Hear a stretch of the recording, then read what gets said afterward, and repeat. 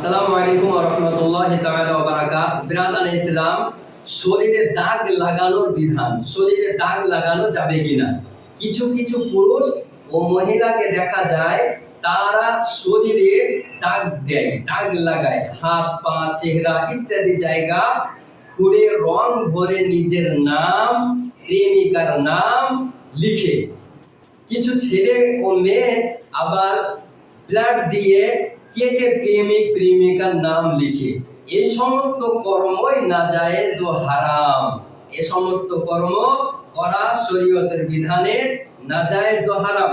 আন আবি হুরায়রা আন নবী সাল্লাল্লাহু আলাইহি ওয়াসাল্লাম ক্বালা লাআনা আল্লাহুল ওয়াসিলাতা ওয়াল মুস্তাওসিলাতা ওয়াল ওয়াশিমাতা ওয়াল মুস্তাওশিমাতা।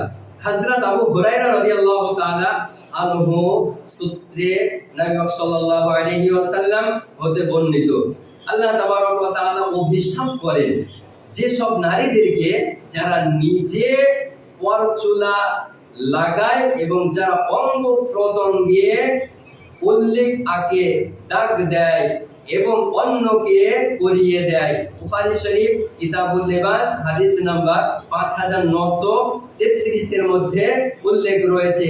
তাহলে এখান থেকে দিবালোকের ন্যায় প্রমাণ হয় শরীরে কোন রকমের স্টিকার কিংবা ট্যাটু কিংবা আরো অন্যান্য যেগুলো শরীরে লাগানো হয় শরীয়ত বিধান নাজায়েজ হারাম, এটা শরীয়ত বিরোধে অবৈধ।